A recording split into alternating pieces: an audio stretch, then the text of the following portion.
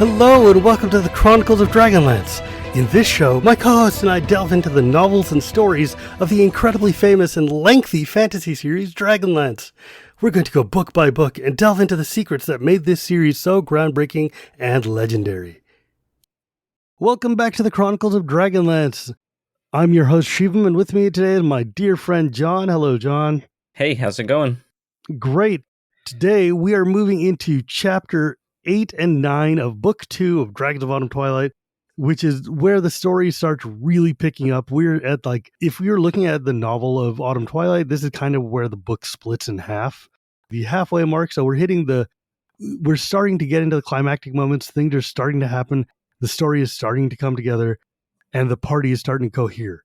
When last we left our heroes, they were hanging out in Qualinost, and they were meeting with Gilthanas and the speaker, and they were talking about woe is me, and all the elves have to leave, and everything is bad. They have to go to Pax Tharkas to confront Verminard himself, and that means using the Sla Mori, aka the secret way. Yeah, the last episode ended with the Speaker of the Suns asking the companions to do a big favor for him, because there's some other army that they weren't aware of that needs to be distracted so that the elves can evacuate. Guess who's volunteered or voluntold to do it? It's the companions. Voluntold. I was going to say, I'm like, they don't sound like they were volunteered or even given the suggestion to volunteer as much as they were like, hey, would you like to continue to live? Yeah. Good luck, bye. They were voluntold. Voluntold. Gently encouraged. Chapter 8 starts the morning after that conversation. They're woken before dawn. Gilthanas arrives, and he wakes them all up, and he brings a bunch of supplies, including weapons and armor for the companions. And it spends some time letting us know how Tika gets kitted out with Gilthanas and Lorana's mother's armor as thanks for saving his life. Now, there's a couple of things here that are kind of just noteworthy. One is that this is the first time Gilthanas shows up in what becomes his iconic gear, which is like blue tunic kind of going over like a blue surcoat kind of going over his chainmail. If you look at like every cover art that had a Gilthanas image on it, he's always kind of got that blue like tabard or whatever. I don't know. I've used like 6 different medieval overcoat clothing words. I think it's a surcoat. Right? Yeah, it's something like that. But basically it's like, a blue shirt thing that he goes over his armor. And that's just kind of how he looks with his like shaggy 1970s blonde hair, a blue headband and the whole thing. It's interesting because we're told later on that, Gil is also a magic user or like a dabbler in the arts because, he's the second son. So just like the first son has to learn how to become the king, the second son has to go into clergy, or like the arcane magic arts or whatever it is. Gilthanas, being an elf of the early days of D&D, he is sort of like a spell blade, basically. Like he's a sword of fighter and a sword of mage. But we see him wearing chainmail, which is definitely not something mages get to wear. Now, chainmail, though, is legal for elves to wear. Important to note if you did pay attention to your player's handbook in 1984. I wanted to talk about Tika for a second because it's interesting. This is the first time they mentioned the Kinslayer Wars in the novel. That becomes a big book series, right? Like it comes into a whole... Well, the Kinslayer War, the Elven Nations trilogy was one of the first full trilogies printed after Chronicles and Legends. So like we had Chronicles, we had Legends, we had Tales, we had the Heroes series, which was like... Was the Kinslayer Wars the first series of books that doesn't deal expressly with little bits of the companions' lives separately? No. Oh. No, this is not the first. Elven Nations wasn't the first series of books that dealt with not Chronicles. So we had the Chronicles, we had Legends, then we had the Tales series, Tales 1, which was Magic of Kryn, Kendergully, Dwarves and Gnomes, and Love and War, which were kind of like collected short story compilations, both from Dragon Magazine and just originally written for these novels. And the first non-Chronicles novel was Legend of Huma. So we had the Hero series, which was a trilogy, and then eventually became a sextet of like books that are just ancillarily related to things that show up in Chronicles. Also just filling out the story of things like Huma. And then we had the preludes and meetings, which were like, this is what they were doing before they, like the prelude saga is like, what did you do in the 5-year gap before you came to Chronicles? And the meeting saga is, how did these people all get to know each other in the first place? But the first series after Heroes and like the original set of like kind of random preludes and meetings. So in 1991 was when the Elven Nations books came out, which was Firstborn by Paul Thompson and Tanya Cook, and then Kinslayer Award by Doug Niles, and then Qualinost by Thompson and Cook again. And they all came out in 1991, which tells you how fast these things were written. But, and also why they had to have two separate authors for a trilogy. But Doug Niles was always just better at writing war stories than other people are, so you got to write the big war one. In the original Chronicles, they had, when they were writing the novel, they knew, roughly speaking, what the Kinslayer Wars was, which is like the elves run the entire southern half of Ansalon. They've got like the elven forest of Sylvanesti, the elven forest of Qualinosti, and the plains in between, etc. And over at the border on the far west side, bordering on Urgoth, the humans, the dwarves, and the elves and stuff are all just getting together and living lawless lives of freedom and, no class structure, nothing. And the elves of Sylvanesti didn't like that, blah, blah, blah. Anyways, at the end of the day, the nation split, right? For Gilthanas to have armor dating back to the Kinslayer War, which is now like 4,000 years in the past, is wild. And if it's like his family being the royal family of, Kith Kanan, the guy who is like the younger son of the Sylvanesti who created the Qualinosti, that means whoever this armor belonged to was like some ancient high tier noble in the earliest days of like war. So Tika, the little barkeep, had just been given like priceless antiquities worth of armor to just swing around a pot in and then look sexy in, because that's what Larry Elmore is going to make her do. It's wild that in 4,000 years, there's been no progress in armor development in the world of Kryn, right? Can you, in the 4,000 span of humans on this earth, we went from throwing rocks to atomic weapons. Yeah, no, it's like you sit there and think about, one of the things about Ansalon, though, and of Kryn in general, is that A, the existence of magic obviates a lot of need for technological innovation, and B, they keep blowing themselves back to the Stone Age over and over. Like, think about it. The Cataclysm hit effectively post-apoc the entire setting, right? So, like, how are they going to get around to having technology and stuff? Like, it's funny when they talk about Sturm, and they're like, oh, look, he's wearing his, father's Solamnic armor, and it's all so old-fashioned fuddy-duddy. And it's like, what's he wearing? Full plate mail. That's like the highest evolution of armor before gunpowder. Apparently, they've just been using that for hundreds of years and just never bothered to. The way you killed people in full plate mail is by using hammers or like rapiers to get through the joints and stuff, and like gunpowder, right? Like gunpowder to just blow a hole through the thing, and suddenly your dude just. But when there's no gunpowder, and all the gunpowder is being used by mages to make fireball spells, right? Yeah. And that one gnome who does invent a gun, but no one pays attention to him. Yeah, because he's a gnome, and then he probably just kills himself because he uses a back scratcher or like a nose picker. Like, when you think about gnomes and technology, I always end up thinking about those random stories of people who put loaded guns into their belts to try to look cool and then blow their nuts off, right? Because that's effectively what a gnome with a gun is doing. Oh, man.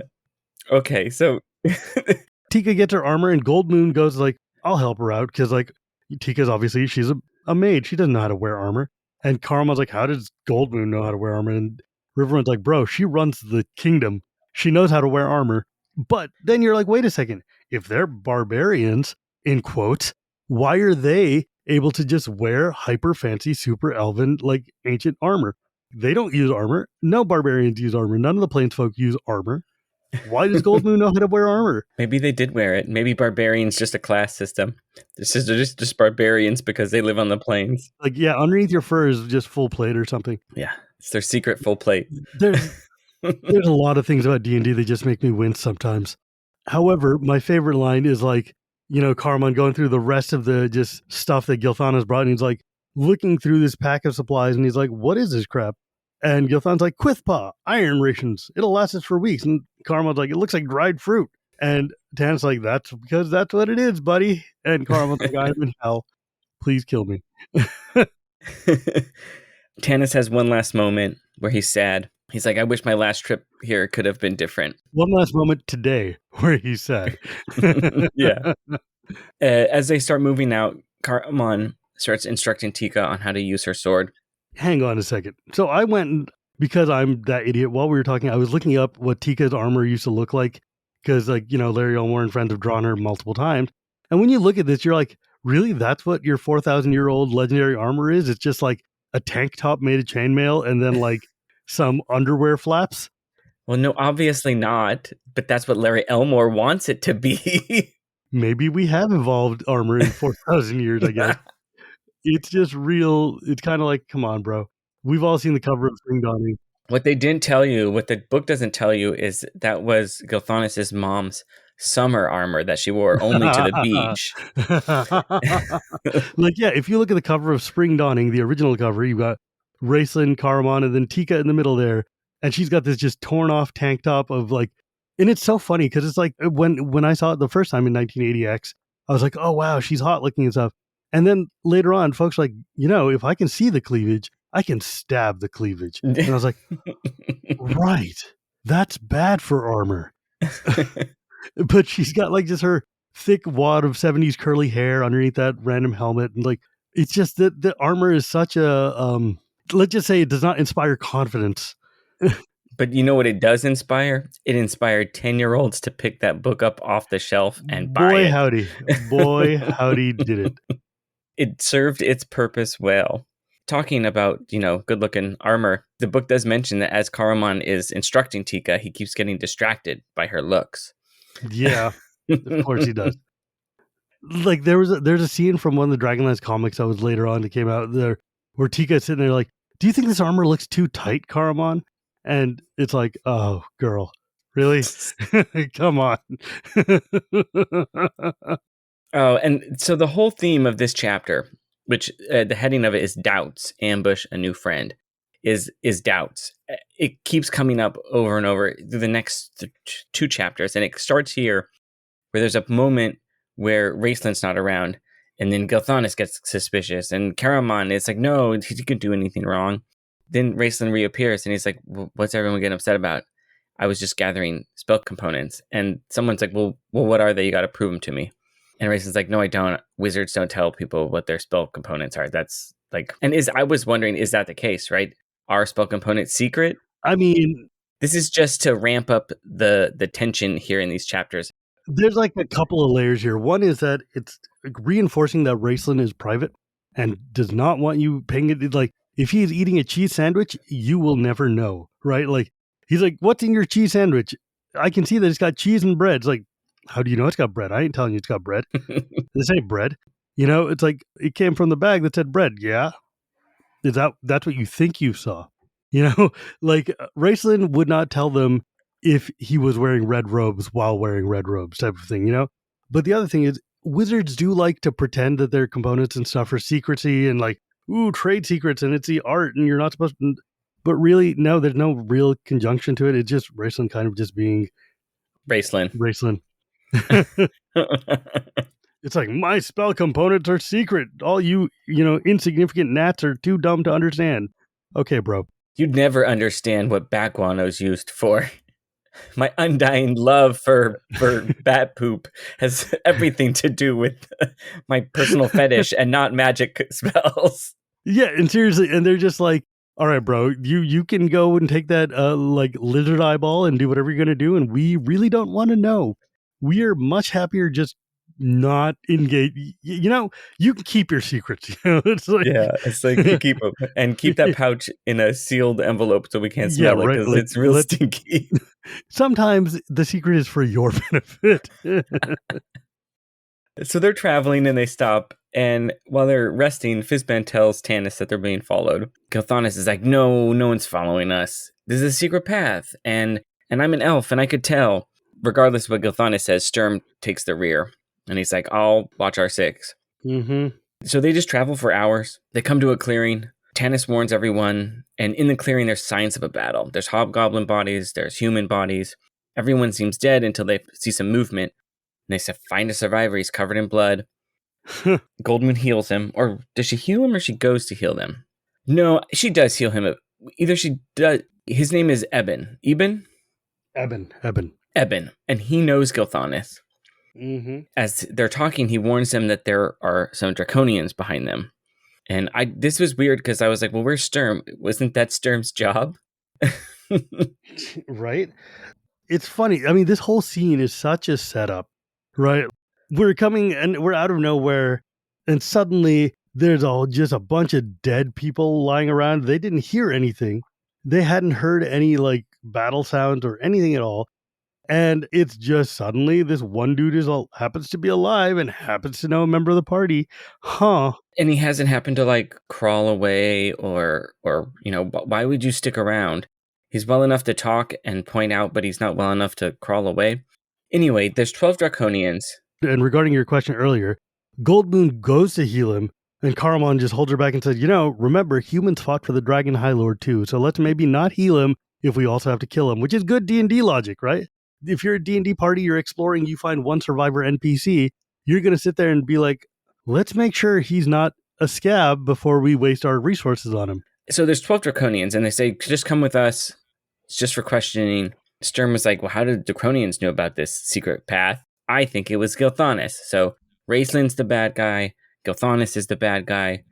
Eben's the bad guy. We got 3 people we're already pointing out. There's a fight.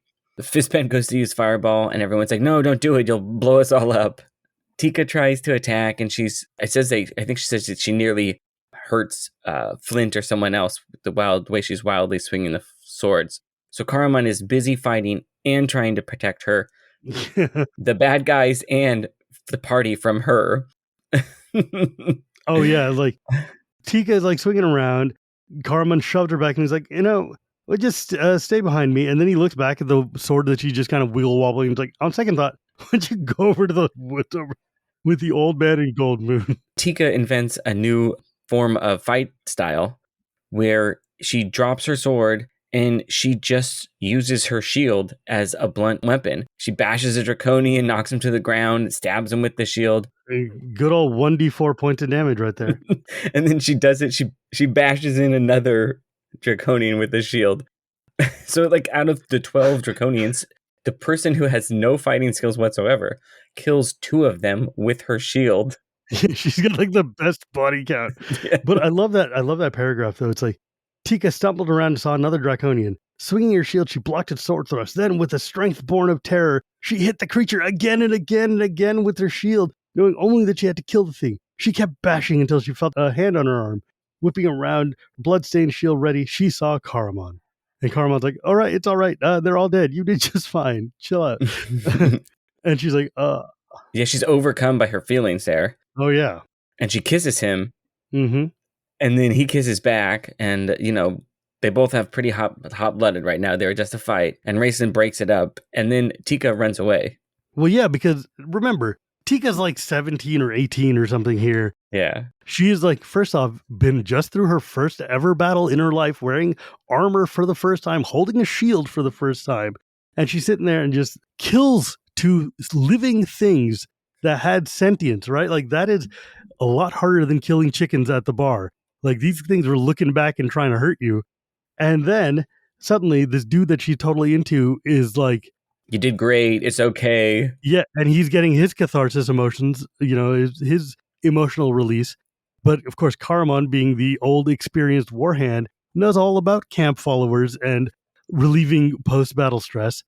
Tika is like in over her head and just completely like, yeah, I mean, Margaret even like spells it out right here, right? Like, Caramon wanted this woman more than any other woman, and there have been so many in his life. He forgot where he was, who was around him, and he was ached with the pain of passion, etc.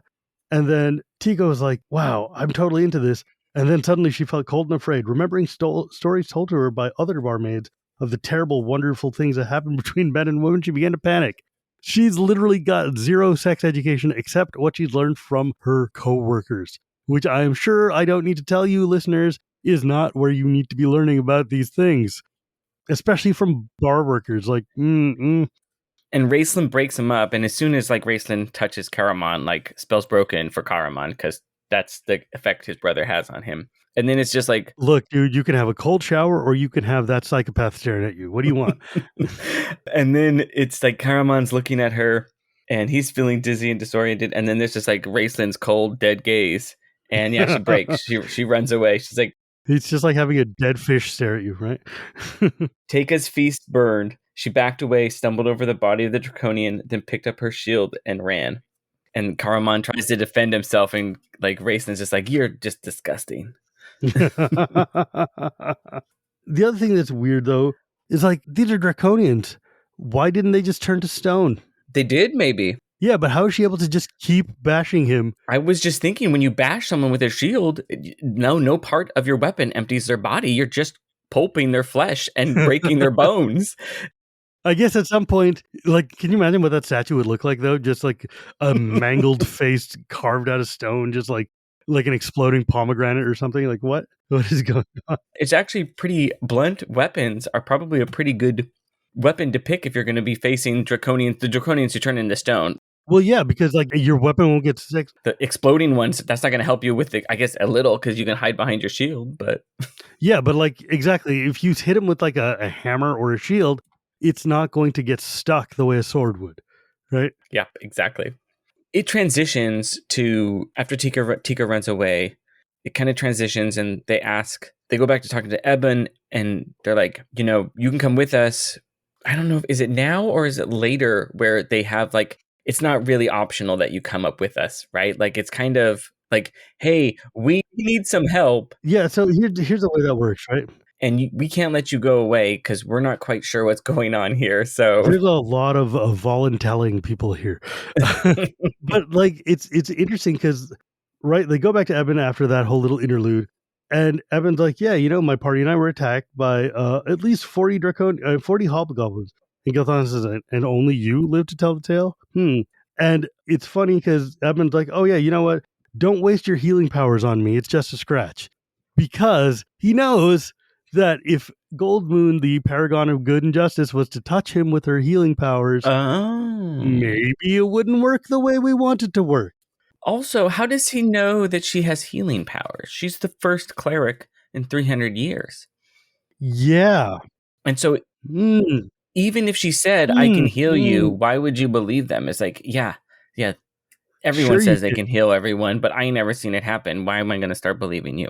Yeah, like suddenly it's like, I've read this passage 1,000 times, and I've never once thought about like, wow, Eben is really just telling on himself here. But if you're reading it straight through and not really stopping to think about it, you're like, oh, Not that Eben is at it all bad or anything. He is totally fine, a perfectly normal human. In fact, in the modules, you can even play him as a player character. Oh, wow. Yeah, so his name is Eben Shatterstone. He comes from Gateway. Oh, I do love how this little section ends, though, where they convince Eben to come along. They say, we're going to go kill Draconians. We're going to fight Verminard. And he's like, well, if you're doing that, I'll come with you. I'm pretty good with a sword. And then at the very end of it, Fizzband's like, I remember. And he casts web, and all of them are caught in Fizzband's like web spell. And then it's like cut to black. And it's just... I love that. I thought that was so funny. Like Fizzband spent the whole scene trying to be like, crap, what's that spell? How do I go? How does it do? What do I do? And then suddenly out of nowhere, just the trees are just covered in sticky gunk. And you're like silly string all over the place. Like, oh, bro. That's it, cried Fizzband. I remembered. Suddenly the air was filled with strands of sticky floating cobweb. But yeah, so like in DL3, Dragons of Hope, you have the ability to get Eben as an NPC. You can also have a PC play as him, but the notes are very clear about like just remember that he's got a lot of story to tell, and you might not want to get too attached. Yeah, but then so the sun sets, we go to black, and then they're just kind of walking, and they walk and walk and walk, and they finally make it to Pax Tharkas, which is, in between the mountains. And Tika is just like, I've never seen anything this big in my life. They must have been incredibly powerful men. And Flint is like, no, it wasn't men that did this. It was elves and dwarves working together.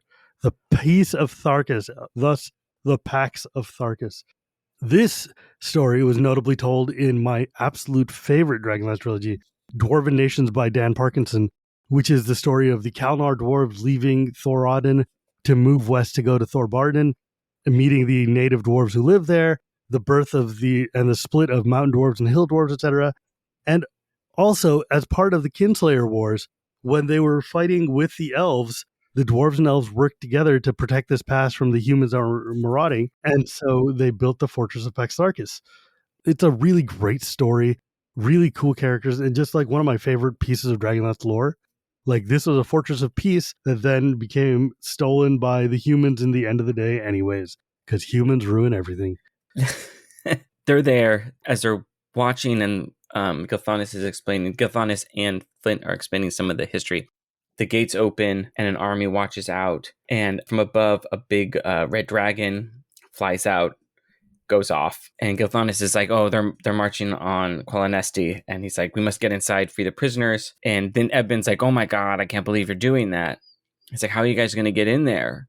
And Gilthanis is like, "That's not the plan. We're going to go some other way, but I'm not going to give you any more details on that." Oh yeah, Eben's like, you people got guts. Are you going to go through wait till the army leaves and go through the front? There's only going to be a few guards there. We can do it fine, right? And Caramon's like, yeah, sure, buddy. And Gilthan's like, I'm not telling you. Sorry, crazy human man. You don't get to know everything. They head to the side path, and then Tanis and Gilthanis start talking. Like, Tanis is like, "Hey, so, like, what do you know about this guy?" And they're speaking in Elven. Yeah. "What do you know about this guy?" And Gilthanis is like, "He was with the humans who fought with us at the ravine." He's like, "I thought everyone who survived was taken to Solace, but I guess some other people escaped." And he's like, "I escaped." And then he talks about where Gateway is. I don't know where that city is. Does anything ever happen there at some point, maybe later? No, but it's relevant to the map. Got it. Apparently he's rich, but his family's fallen out. So basically they decide, look, we don't know much about him, but we got to keep our eyes on him. Yeah, it's kind of like this dude is here and knows too much. Well, he is here now with us. That's just kind of how it is. Yeah, Gateway is south of Solace for what it's worth. Okay. And it's on the way to Darkenwood. It's just like another of the slightly medium-sized cities in Abyssinia. There's this part here where we're like, authors are trying to make us not like Gilthanis, because during Tanis and their talk, he's like, Gilthanis says, "I want to destroy this Verminard. If you could have seen him as his dragon destroyed my people, I'd gladly sacrifice my life." Gilthanis stopped abruptly. "And our lives as well?" Tanis asked. As Gilthanis turned to face him, his almond-shaped eyes regarded Tanis without emotion. "If you must know, Tanthalos, your life means that." He snapped his fingers. "But the lives of my people are everything to me. That is all I care for now." He walked on ahead as Sturm caught up with them. "Tanis," he said, "the old man was right. We are being followed."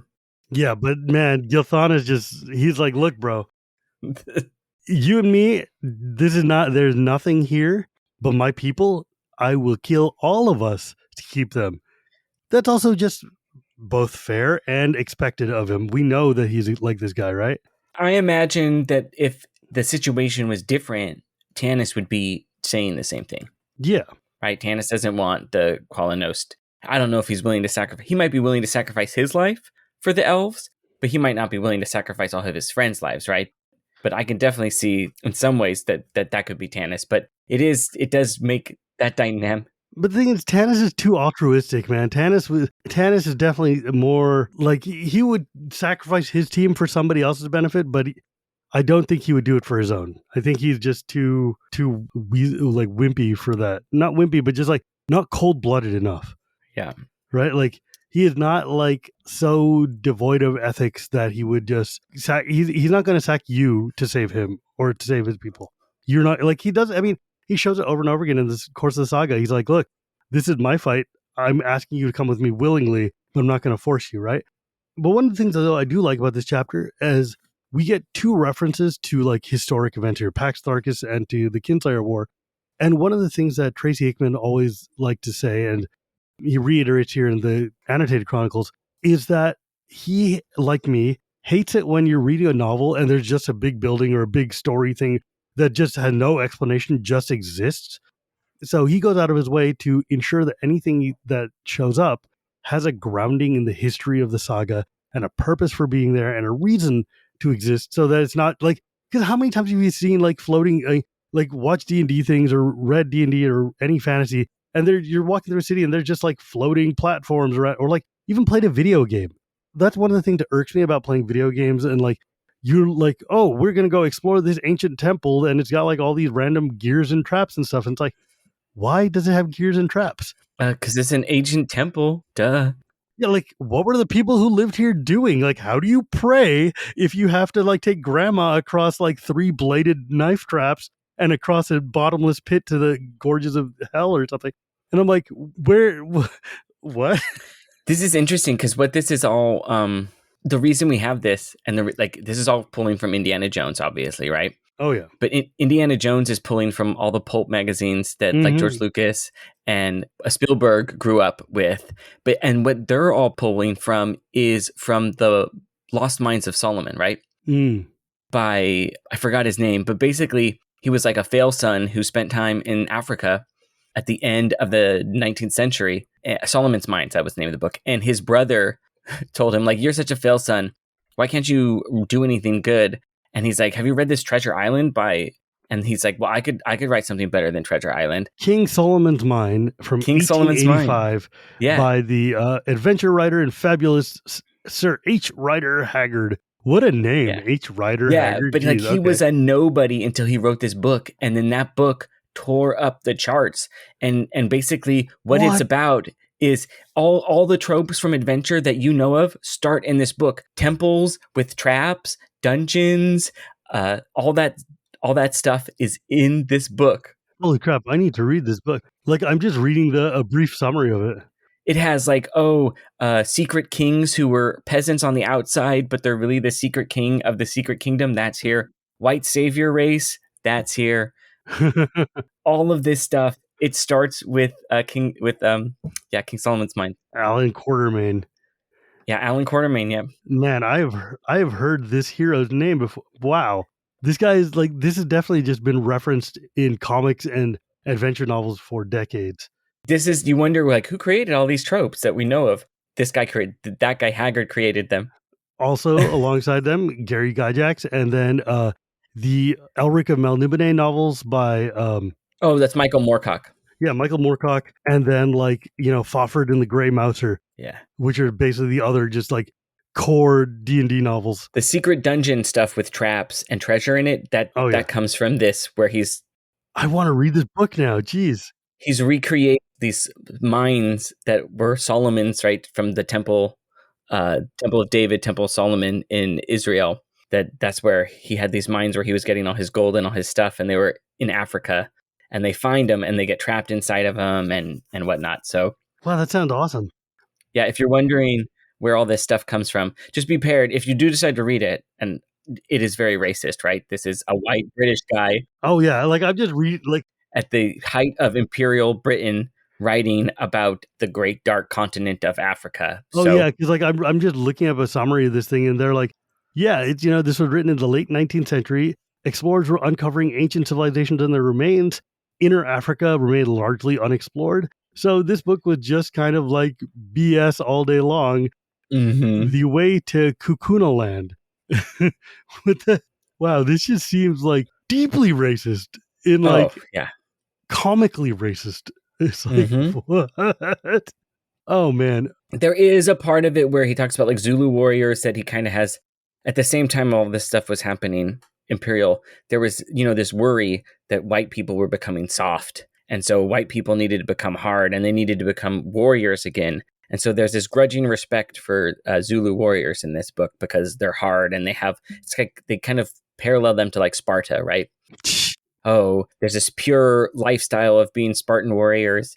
And even though, if the Zulu warriors had guns, they would have defeated soft, pale white people, because white people had it too soft.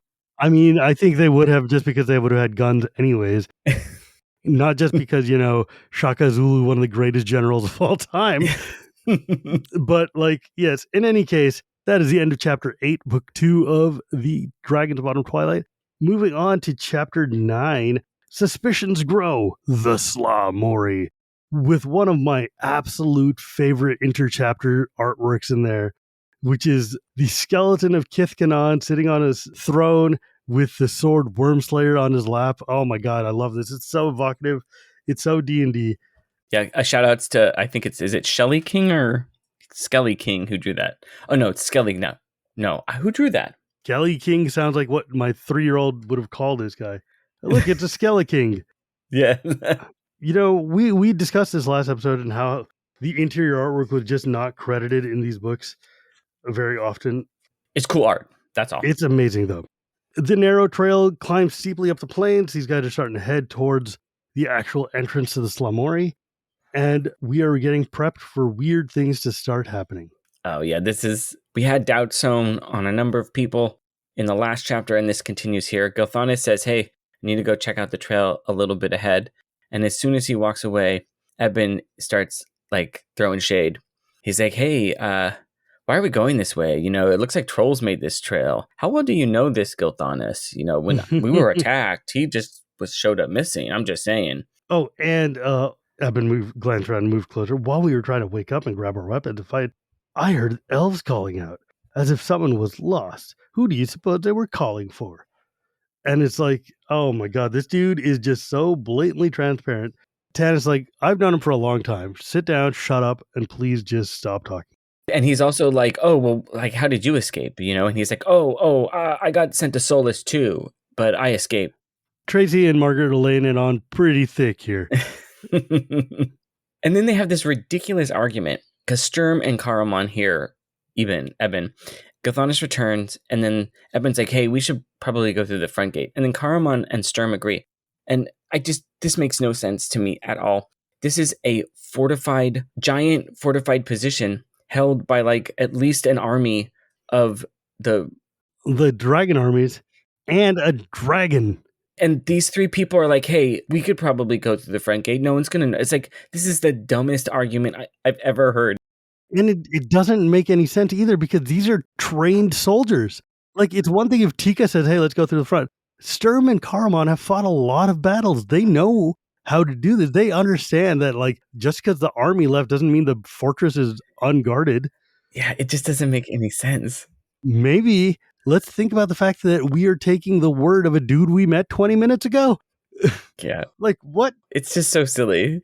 It's hard to take it seriously. But anyway, Tanis says no. Flint backs up Tanis. They keep to their original plan. Sturm is like, hey, we're still being followed. Oh, yeah. Flint is funny. He's like, you can ring the bell at the gate and ask Verminar to let you in if you want. But I'm not doing that. And Sturm's like, I can't see the person, though. Like, I know they're back there, but I can't catch him. And it's just like, huh. Well, you know, I wonder who it could be. But I'm pretty sure we all know who it is. Huh. Who is not with the party right now? Yeah. They get to this rock face, and Gilthanis uses a gem and some magic. Part of the face of the rock face opens up. And Gilthanis says, this leads to the burial chamber of Kithkanon.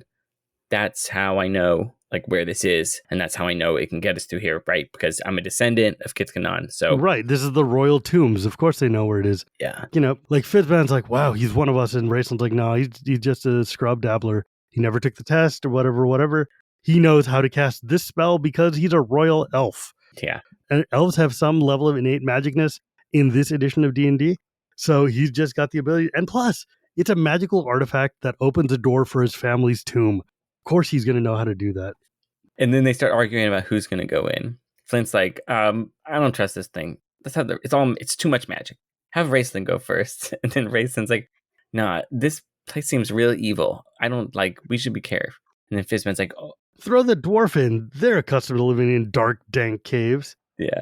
But it's funny because Raceland's like, I sense great evil from the passage. And then Fizban says, oh, but I can sense great good as well. It made me think here.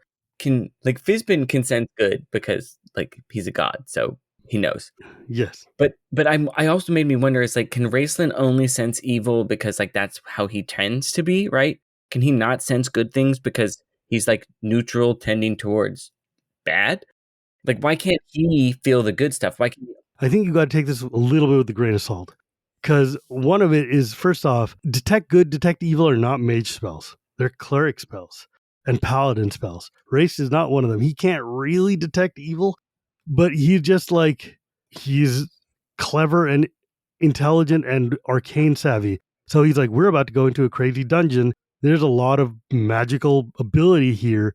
And it feels and plus there's like an evil dragon above us. There's a lot of just bad juju going on here. They do always ask Raceland, though. They're like, what do you sense? Yeah, but they ask him that just because not only is he like, because he's rolling an arcane skill check, right? Like, you can't read too deeply into it because, like, also, when Paladine is sitting there going like, yeah, but I sense good too. I'm like, Paladine, you are literally one of the two prime gods of this planet. You can sense any and everything there is.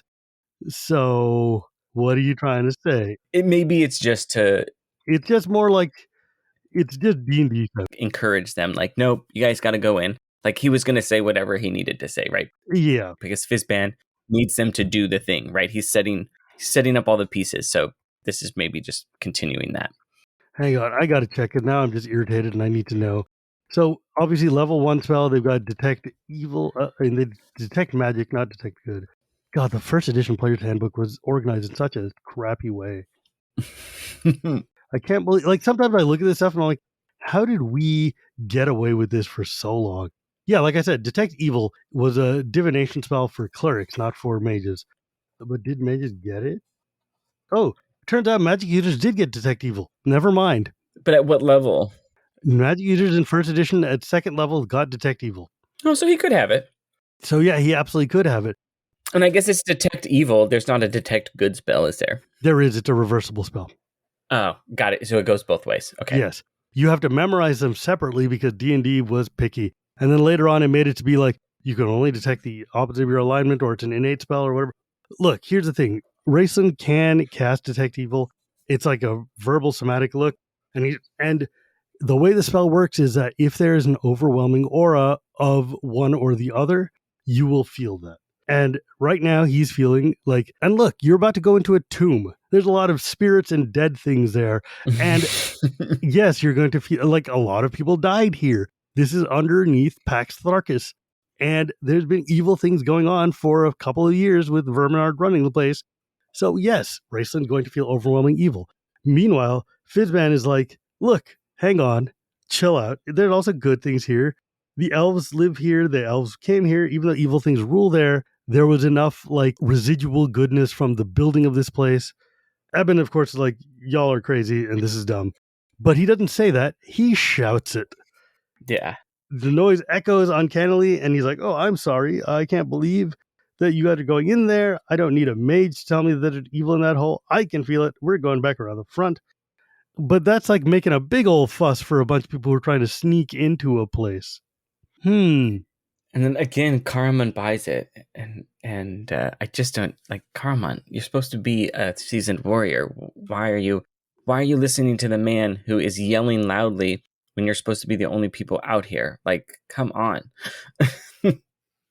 Anyway, they basically tell Eben like, hey, at this point, it doesn't matter whether you want to come with us or not. Like, you can come as with your hands tied, or you can come with your hands tied, or we'll kill you right now, but we're going in. Yeah, it's like, and he's like, well, I'm not going to let you kill me, right? So we'll do it your way.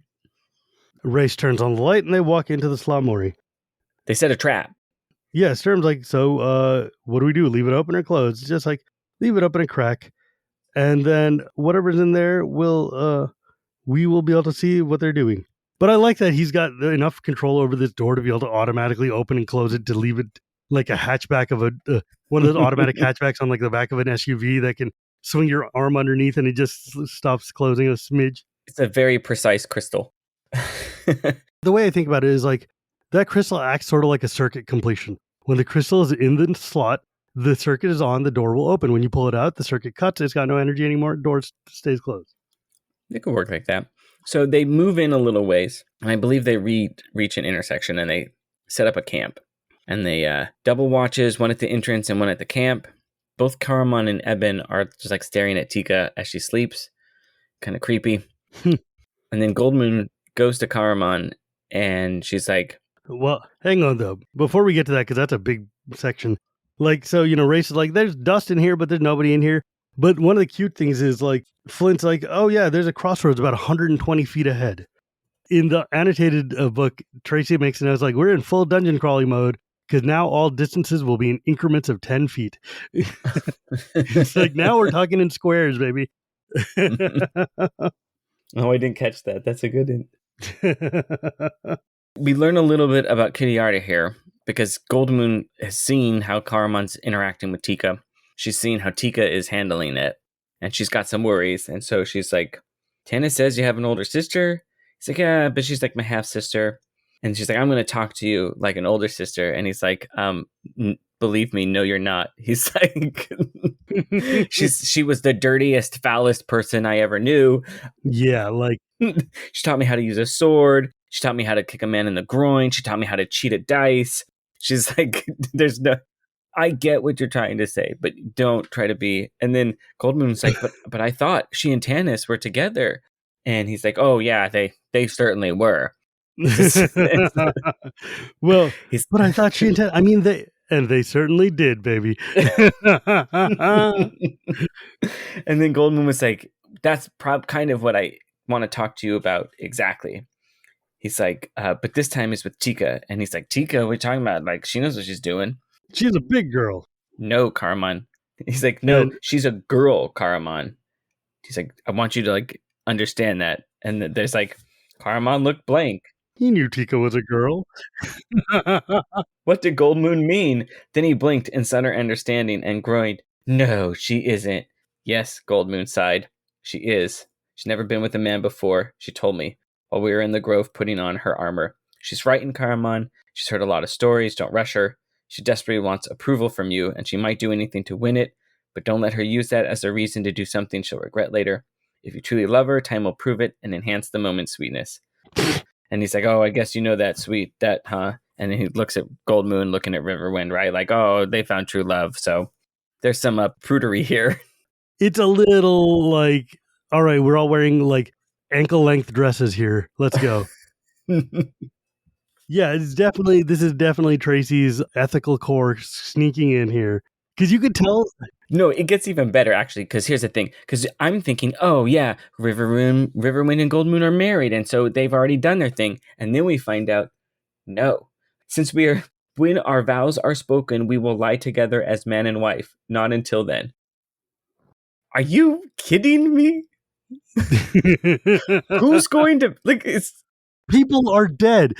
there's this real weird sense here where it's like, oh, we can't do it till we're married. When like historically, only rich people got married. It wasn't until the 18th century when regular people started to get married, like have marriage ceremonies where priests did things. Everything was like common law marriage. No one went to a church and did that.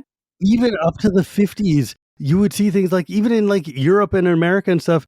People would be getting married with like, you know, their wife is 3 months pregnant or whatever, which is the only reason they're actually getting married because, you know, she's 16 and rolling in the hay or whatever. Come on, dude. This is.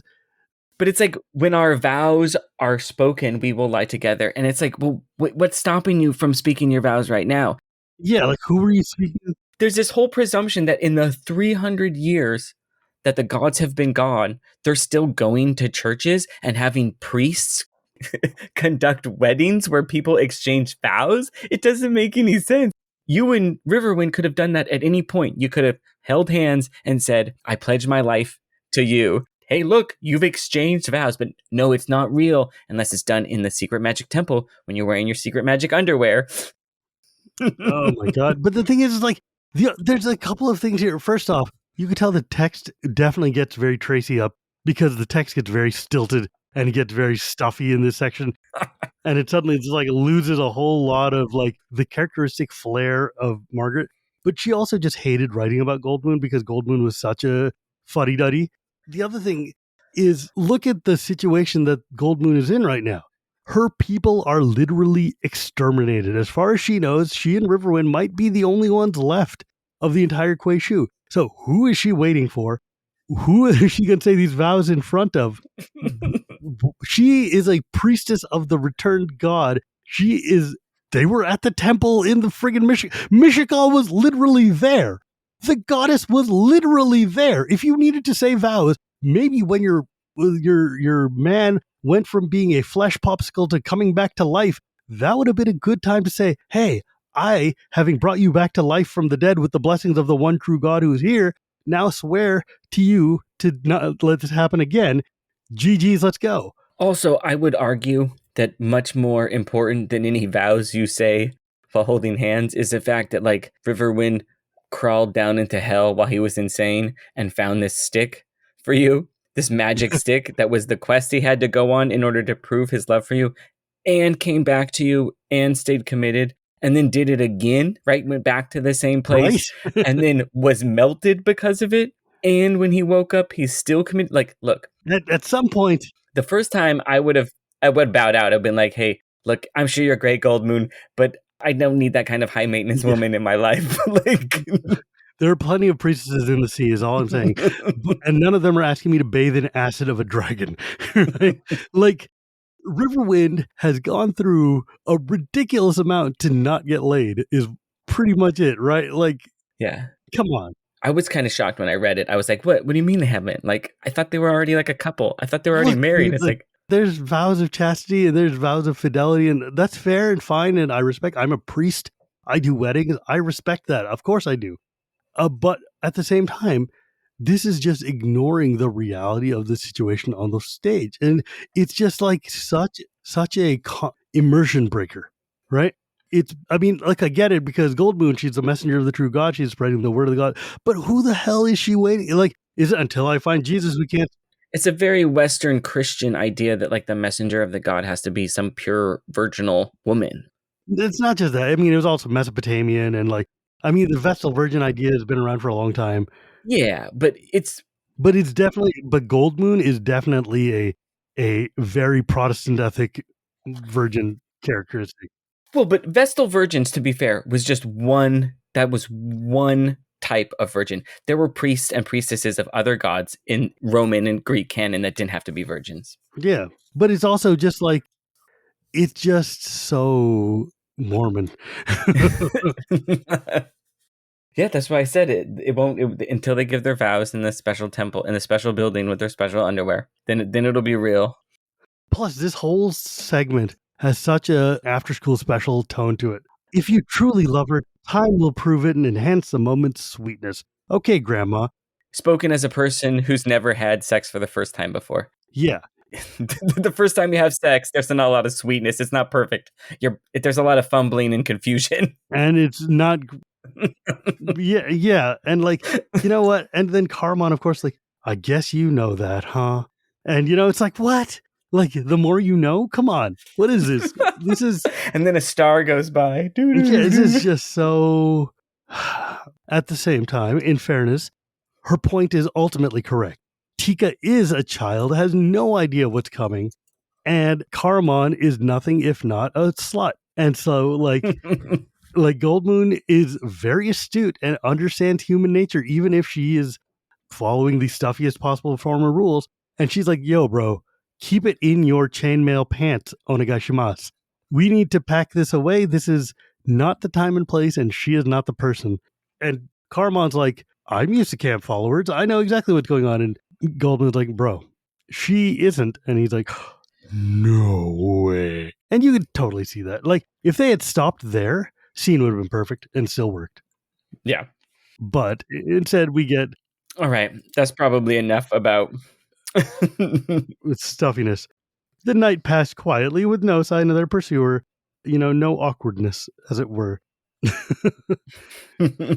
Tanis goes and tries to figure out if Eben is talking out of turn, and Gil's like, yeah, no, he kind of got the right of it. He's just biasing it for himself. Oh yeah, he says, I was trying to get the druids to help us. That's why I was gone. Mm-hmm. They're trying to make us suspect both Eben and Gilthanis, and it's just I don't think it's very successful. Well, when I was 12, it was. Yeah. Now it's like a little on the nose, but I mean, that's the fault of my experience. That's not the fault of the writing. Well, maybe it is the fault of the writing. I don't know. Eben has always just been one of the most irritating characters to me, so like, I just don't care. They continue further down the Slamari. There's this talk about, I found some footsteps, but they weren't Draconian footsteps, and they weren't human footsteps, and they weren't goblin. Mm-hmm. So I don't know what they were. And again, the ranger for the role. Eben's like, look, we gotta leave. And Tanis is like, at this point, there's no leaving, right? Like, I don't trust you. You're not allowed to leave. Like, we at one point, maybe we would have let you go, but I don't think Eben would have left because, I think he's the traitor. Raisin's like, well, right is where the bad stuff is coming from. So we should go left. And they go left, and they enter this great big hall. It's in ruins, signs of the cataclysm. There's huge bronze doors at one end. And here is where the chapter artwork is representing, because there's a skeleton in regal attire sits on a throne, sword clasped in his hand. It is Kithkanon. Tanis honors the dead. Both Taz and Rasslin are like checking out the body. I'm sure Taz is trying to figure out if there are any rings on the fingers and if he could take them off. They look at the sword, and Raceland's like, I think there's something about it. And Taz is like, I promise not to take it. And Raceland's like, that's good because it's enchanted and it could kill you. So they do the normal thing, right? This is a dungeon crawl. So what are they doing? They start looking for secret doors. Yeah. Because I guess they can't get through the bronze door. I don't understand why. I don't know if they explain that they can't get through this big bronze door. But on the bronze door, there's a map. Gilthanis and Raceland are looking over it, and Flint and Taz are trying to help find secret doors, right? Because they're supposed to be. Oh yeah, Flint tells Taz, "Help us find secret doors. You're supposed to be good at it, right?" Because he's a thief. And so Thief has detect secret doors and detect traps.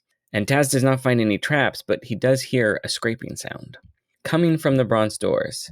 And also coming is a foul smell. And then all of a sudden, I guess the bronze doors are open because Raceland. But this is why were they looking for secret doors when there was a bronze door that they could go through? Basically, what happened here is like when you look at the way this passage is set up in the book, there's two passages there, and Eben's like, pick left or right. Which one are you going to go to? And Raceland's like, the evil is coming from this direction.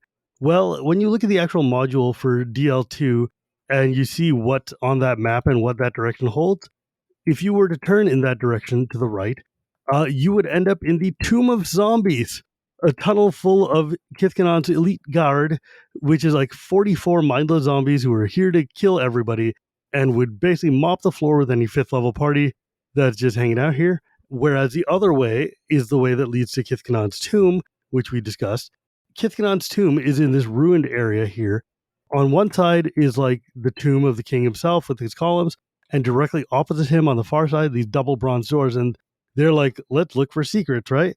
Well, they're looking for secrets because when you're in D&D land, the obvious doors are the obvious doors. You don't want to go into those right away. It's just like in Final Fantasy. When you're exploring the area, you don't take the way the computer wants you to go. You go and look for any secrets or bonuses or treasures that are to be found first. Got it. So it's a real dungeoneering mindset here. It's real D&D brained. Yeah, this is definitely like, we have found this crazy sacred place. There must be treasures and stuff in here. So let's go and look and see if we can find some. Okay, so before they just would walk through and go through the bronze doors, which was what a normal person would think, they're thinking we have to look for things because this is a special room. So clearly it must have treasure or secret doors. Flint is basically explicit about it because, Caramon and friends, they're just looking at the long dead king and they don't really care. Tanis is like, this is my ancestor, I care. Gilthanis is like, this is my ancestor, I care, etc. And there's like a map on the bronze doors. The bronze doors themselves have this relief carved on them, which is a map of Pax Tharkas. So that's the other reason they don't want to open it. They want to actually look at the map. Flint is explicit. He's like, Tasloff, you worthless Kender, this is your specialty. At least you're always bragging about how you found the door that had been lost for 100 years, which led to the great jewel of someone or another. Taz like, it was in a place just like this too, so of course. Got it. They're just going to go exploring for D&D crap while the rest of the party is doing actual party business. Okay, that makes sense. So that's why they just didn't. And as Taz is looking for the secret door, he doesn't find it, but he starts hearing things and smelling things. He's like, hey, what's that? A scraping sound coming from those doors? And Tanis looks up, having learned long ago to respect Tasselov's hearing, which is to say the party rogue rolled a check and passed. You better pay attention or you're going to be eating it. Yeah, so it says, it's coming from the bronze doors. Also coming is a foul smell. And then Raceland's like, well, hurry, close the doors. We don't want to go that way. But before they can do that, a giant slug bursts into the room, spitting paralyzing saliva. Is this just giant slug? Is that the name of the beast, the monster? They were pretty simple times. And if you're reading in the DL Classics module for DL Classic 1, which is the Autumn Twilight modules combined together, this is room 99, the closed corridor. The far end of the corridor has been caved in by the cataclysm. Boulders the size of houses are wedged together to form an impenetrable wall. A giant slug has cleared the path through the chamber. It lives off the refuse created by the rats in Kithkanon's tomb. So basically, it doesn't detect the heroes until they advance to within 60 feet, i.e. the door. Got it. Okay. This slug moves very fast. It is not a slow-moving slug, as its name would like you to think. They try to attack it, but its hide is really tough. Caramon's sword bounces off. Tanis tries to engage with it. Protection from piercing. And as soon as he does, he hears his elven name. It's cried out, and turning back, he sees that mysterious person who is following him. Who could it be? Oh, it's Laurana. Uh-oh. And of course, him seeing her totally throws him off his game, and the slug just spits on his hand, dissolving his sword and burning his arm and hand. And Goldmoon now tries to heal him, but the slug is right there. So the party redoubles their attacks as Tanis goes to Laurana and Goldmoon's trying to heal him. It's just chaotic. And in the midst of it, Rayson goes to Fizban. He's like, you need to cast Fireball. Cast Fireball. And Fizban's like, I don't... Fireball? What Fireball? I don't have that spell. That seems like a terrible idea in a tiny closed room anyways. Why would you cast Fireball here? That's like the worst possible thing you could do. It would fill the whole room. You would all die. Oh, yeah, here, it's great. Raistlin turns to Fizban's side. Now is the time for the casting of the Fireball, old one, he panted. It is? Fizban's face filled with delight. Wonderful! How does it go? Oh, no. Don't you remember? Raistlin practically shrieked, dragging the mage behind a pillar as the slug spat another glob of burning saliva onto the floor. I used to. Let me see. Fizban's brow furrowed in concentration. Can't you do it? I have not gained the power yet, old one. That spell is still beyond my strength. Raistlin closed his eyes and began to concentrate on those spells he did know. And he casts Magic Dart. Well, you cast Magic Missile, thank you. Oh, Magic Missile. Get it right. Or is it Flaming Dart? Is it Magic Missile or Flaming Dart? Let's see here. So Raistlin at this point is 4th level. He is not 5th level, so he cannot cast Fireball. And the flaming darts coming out of his hand are literally Magic Missile. Okay, so they're just called... It says, and Flaming Dart sprung from his fingers. Because she doesn't want to write Magic Missile for the 12th time. Okay, so he casts Magic Missile. It doesn't really do much. It does like Jack... I mean, they do like a D4. It's no, it's not enough because the slug is still chasing Tanis and Goldmoon and Laurana across the hall, right? So the bronze door was on one end. As Shivam said, at the other end, directly across from it, is the throne, where the skeleton of Kithkanon is enthroned. And they're trying to hide behind the throne, and Tanis is trying to find anything to fight with, and he grabs Kithkanon's sword, the one that Raistlin told Taz absolutely not to touch because it was enchanted. He says that it burns, the sword is so cold it burns his hand, and the blade glows brightly, and he stabs the slug in the mouth. And that works. Didn't bounce off the hide then. And the slug flees and goes back the way they came, as the companions also go back the way they came. And during that, Goldmoon was able to heal him. Safe back in the corridor where they started, Laurana's interrogated, right? What are you doing here? She's like, well, I wanted to be here. And Gothanis is like, we have to go back right now. And she's like, it's dangerous. I'm not going back. Like, There's a giant slug there, man. And then she's like, also, I refuse. And she quotes Tanis's words about risking, there's got to come a time in your life where it's worth doing something. Tanis, about risking your life for something. And she's like, I'm a trained warrior. I spent my whole life training to be a warrior, just like my brothers did, right? That's what's expected of royalty. I can fight. And Raislin's like, it doesn't matter. She's sticking with us. And then Tanis is so bitter about it. He's like, fine, but I'm not going to help or protect you. You will likely die, and you will likely get all of us killed. It's just like, he's so mad that she's here right now. Yeah, he's like, you are the last thing I need. You are not helpful. This is not going to end well. Raistlin is constantly giving Tanis grief, and he has never treated Raistlin the way he is treating Laurana right now in this moment. Yeah, seriously. But I mean, with Laurana, he's just got this exasperation. He's like, God damn it, I have to protect you now. Like, he's never thought to himself, like, oh, I need to protect Raistlin. Raistlin can handle himself. But Laurana, he doesn't believe that Laurana can handle herself, so he's got to be like, well, I got this now thing I have to deal with. Thanks, lady. Also, it's like the giant slug is just like, Sturm and Caramon's swings were bouncing off it because they suck at swinging. Like, the thing is gigantic. It's not that hard to hit. It's got very good HP. It's very strong.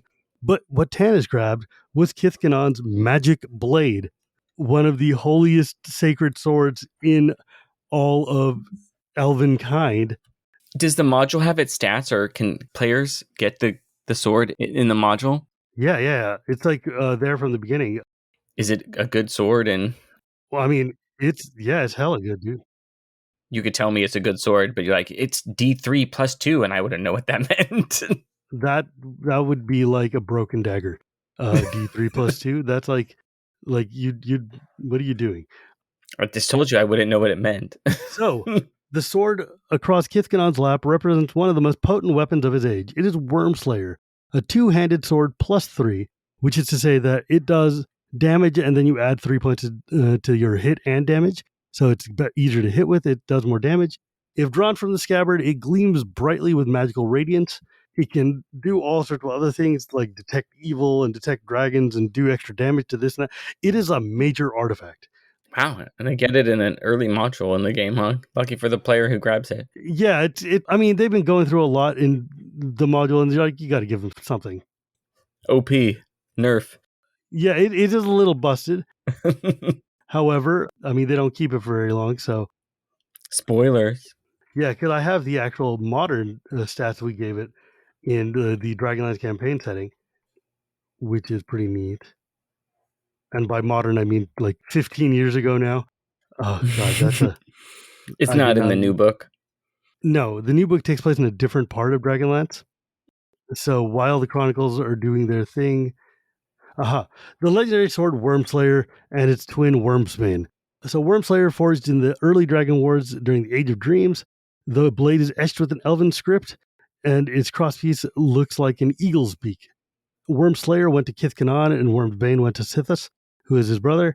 And this was forgotten until the War of the Lance, when it found its way into the hand of the hero Tanis Halfvelven. It is a +3 Dragonbane longsword that gives a wielder +3 resistance to breath weapons and spells from all dragons. It is immune to the death throes of Draconians. It also has the unusual property of buzzing loudly whenever a true dragon is within 30 feet of it, and the noise is loud enough to be heard by everyone and awaken dragons within 300 feet. So it makes it fair. You can't sneak up on dragons with it, though. Yeah, you can't sneak up on dragons, but it's also like it's going to obliterate them. So shouldn't it be making a lot of loud noise next to the platinum dragon? You know, that I mean, an argument can be made that a platinum dragon is not a true dragon. Yeah, he's a god, so he can always find his way around things. Yeah, in the original modules, it was just a two-handed sword +3, and it did double damage when used against a normal dragon or draconian. You determine the damage as usual and double the total. It's immune to the imprisoning effects of a Baz, and whoever holds Wormslayers gains +3 against all saves versus breath weapons, etc. So it's got the same general sameness. However, it's specific that it makes a buzzing noise around a true dragon and not a draconian.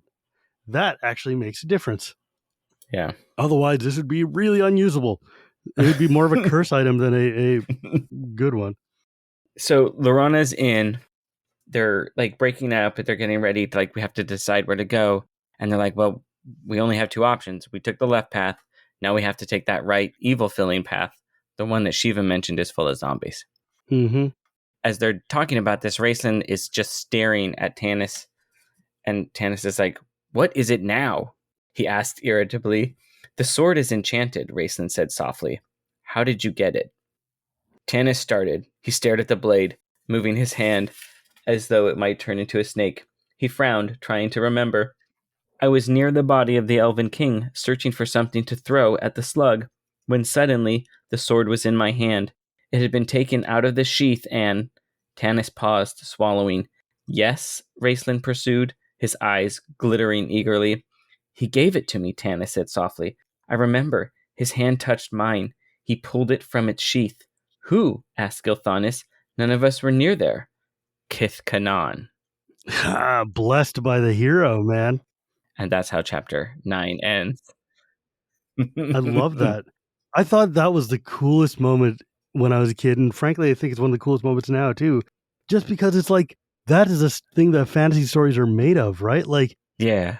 The ancient king comes and gives you his blessed sword, to save you in the moment of like agony. That like it might seem a little cliche, but it's also cool as hell. He won't fight the slug for you, but he will help you get the tools you need to fight the slug. Yeah, he's like, look, man, you have literal paladin and the greatest elven hero next to you. Okay, fine. Also, isn't this like, how old is this guy? Kithkanon? Yeah, like how? He's dead. So he's, but, and he was also, let's say, he was in the fourth or fifth generation of elves descended from Paladine. So he lived for a couple thousand, like he lived at the dawn of time for 1,000 or something years. So his body's been there for a very long time. Ancient Egypt years. So really, it should be dust by now. Right. Unless there was some magical preservation in his tomb. Clearly, there's magic because he's still kind of like part of him is still imbued there. Very cool, though. Well, of course there is, dude. He's freaking Kithkanon. This is his tomb. He's a royal king. They're going to preserve him like as much as they possibly can. Set him into his throne room and then lock it. Early on in the chapter, there's a point where Tanis and Gilthanis like, we're the first people who've been here since the Cataclysm, and also people don't come here because it's the tomb of Kithkanon, and why would we come and bother him unless there's like entombing other family members or whatever. Between Paladine and Kithkanon, yeah, Tanis is going to get Wormslayer for just in time, shall we say, to run into a big red dragon. I mean, look, the series is called Dragonlance. However, we don't have any Dragonlances yet. They haven't seen any Dragonlances. They don't know what a Dragonlance is, but they need some way to deal with the fact that Verminard's got dragons upstairs. Yeah. So here's Kithkanon's dragon hunting sword that just happens to be here. Because Kithkanon got it when dragons were actually a thing that you had to have a sword for. Because he was around during the actual Dragon Wars. So it makes sense. It's got a logical reason to be there.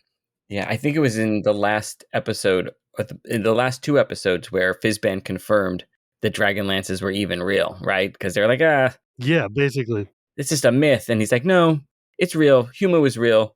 Dragonlance was real. Details, we'll get to it. But the point, though, is that, like, and I mean, I'll just end it with this. Kithkanon is one of my favorite characters in all of Dragonlance.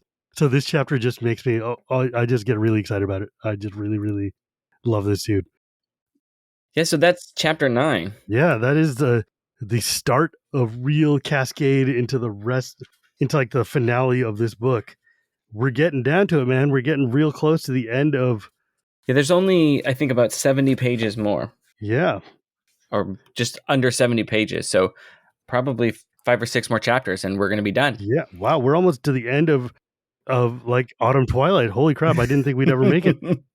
Thank you all listeners for sticking with us this long. We really appreciate it as we are taking a tour through one of my favorite books and my favorite series of all time and getting through to the end of Autumn Twilight. And then hopefully we'll start into Winter Night. And if we're lucky, I believe I'm going to have Margaret come on and have a chat with us about these books. So that should be something fun to look forward to. That's very exciting. Next episode, we're going to be starting with chapter 10, The Royal Guard in the Chain Room, which is just, God, I love that chapter. It's so much fun. It's such a cool dungeon crawl. Like, say what you will about Hickman, but he knows how to write a good dungeon. With that, we will call this a day. My name is Shivam Putt. You can find me on Twitter at ElectroTal. You can find me at Blue Sky at Shivam Putt. And on Mastodon, it's some long ungainly thing that I haven't reused in a minute. And my friend John, feel free. I'm False Logic on Twitter, and at Mastodon, you can find me at falselogic@brontosin.space. I do not have a Blue Sky yet. I mean, we are going into the balkanization of social media. You will find, I mean, honestly, you want to find us? We've got a Facebook group. Yeah. And we're in like the Reddit Dragonlance group and the Facebook Dragonlance group, and we'll probably be starting a Discord soon enough. You can find us everywhere. Just type in Chronicles of Dragonlance. Yes. In the meantime, yeah, you can go to our Facebook page. If you go to Apple Podcasts and give us a rating or wherever you listen to podcasts, I'm told that really helps get the podcast in front of new people. Mm-hmm. And we'd love to have them as listeners. Don't forget to share with your friends who happen to be fantasy Dragonlance fans and or get them into Dragonlance if they're not already. So thank you so much. I mean, that new adventure series is very good, and there's a lot of people playing it now. Great time to get back into Chronicles. And if you want to hear me in other places, I've got 2 magic podcasts. One is called Casual Magic, and one is called Shivaman Wheeler Love Magic. They're basically everywhere podcasts are sold. You can find them, and it's pretty easy to find me. I've got a very large web presence. Until then, though, I've been Shivaman, that's been John, and we will see you next time. Good night.